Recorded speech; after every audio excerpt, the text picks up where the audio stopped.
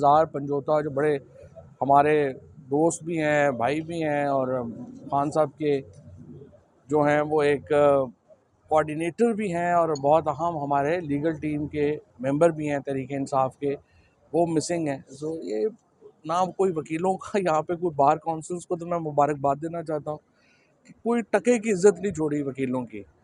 और जो भी हमारी वकील हैं, कभी ऐसा सोचा ही नहीं था किसी ने कि वकीलों के साथ भी ये होगा कि आप ऐवान अदल के अंदर जाके लाहौर में शेलिंग होगी, वकीलों को वहाँ से उठा लिया जाएगा, यहाँ पे जब मर्ज़ी को गायब कर देगा, जब मर्ज़ी को उठा लेगा। वकीलों की इतनी बुरी हालत जो आजकल की बार की लीडरशिप के अरसे में हुई है, ऐसा कभी किसी ने नहीं सोचा था। और मैं समझता हूँ कि फौरी तौर के ऊपर इस पे मेहरबानी करें। उन्हें अब इंतज़ार पंजोता बड़ा शरीफ आदमी है, कभी उन्होंने कुछ किस्म की बात नहीं की कि उनको इस तरह से उठाया जाए, मिसिंग पर्सन बनाया जाए, तो उनको फौरी तौर पे रिहा किया जाए। दूसरी बात यह है कि जो आइनी तरमीम का मामला है, मौलाना फजलुर रहमान के एक ज़िम्मेदाराना किरदार की वजह से ये फ़िलहाल तो जो मामला है ये टल गया है। लगता है कि ये SCO तक जो है वो कम अज़ कम अब इस जानब नहीं होगी।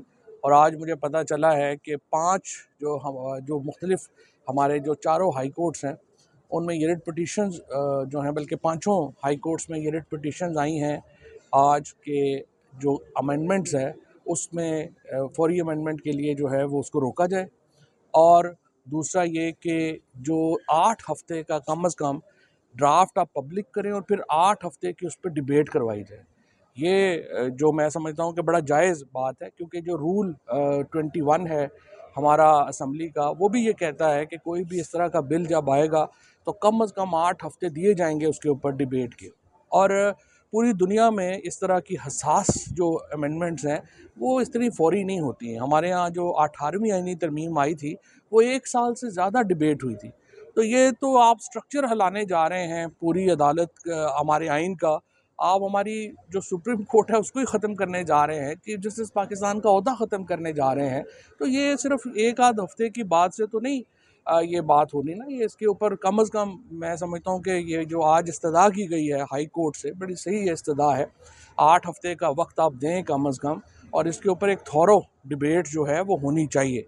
अदालती रिफॉर्म्स एक मामला, अदालती इस्लाहात एक और मामला है, और वज़ीर आज़म और हुकूमत के मातहत करना अदालत को ये एक और मामला है। अगर इंतज़ामिया के मातहत कर दी जाए अदालत तो उससे तो फिर हमारा जुडिशल स्ट्रक्चर ही ख़त्म हो गया। फिर तो जो सेपरेशन का प्रिंसिपल है वही ख़त्म हो गया। और इसको देखें, मैं तो समझता हूँ कि हुकूमत को और एस्टैब्लिशमेंट को गलत राय दी गई है। अगर ये अमेंडमेंट आ भी जाती है तो इसका मतलब ये है कि पहले ही आप पाकिस्तान एक सियासी अदम इस्तेहकाम का शिकार है, जहाँ पर पूरा जो PTI जितनी जो बड़ी सियासी क़ुव्वत है उसको इलेक्शन में धांधली से बाहर किया गया। उसके नतीजे में एक सियासी अदम इस्तेहकाम है। अगर आप वकीलों को और जजों को भी एक चाहते हैं कि वो भी तहरीक शुरू करें, तो वो तहरीक तो शुरू होनी है। इस्लामाबाद में आपने कन्वेंशन देख लिया है, अब सिंध में कन्वेंशन होने जा रहा है। ये तहरीक लॉयर्स मूवमेंट नहीं रुक सकती इस अमेंडमेंट से। ये इफ्तिखार चौधरी की जो मूवमेंट है वो लोग भूल जाएंगे। ये बहुत बड़ी मूवमेंट होगी, और ये मैं समझता हूँ कि गलत मशवरा दिया गया है हुकूमत को और इस्टेब्लिशमेंट को कि इससे इस्तेहकाम आएगा। सो मेरे ख्याल में आज जो पिटीशंस फाइल हुई हैं उन पे ज़रूरत है कि हाई कोर्ट्स उन पे अमल करें। 8 हफ्ते के लिए ये पिटीशन जो है वो फ़िलहाल कॉन्स्टिट्यूशनल अमेंडमेंट का मामला रोका जाए, उसके बाद बैठ के डिबेट करके इसको फिर आगे चला। मेरे ख्याल में कोई भी ऑनरेबल आदमी जो मौजूदा है वो तो बनना ही नहीं चाहिए, उसे कॉन्स्टिट्यूशन कोर्ट का होता कबूल ही नहीं करना चाहिए।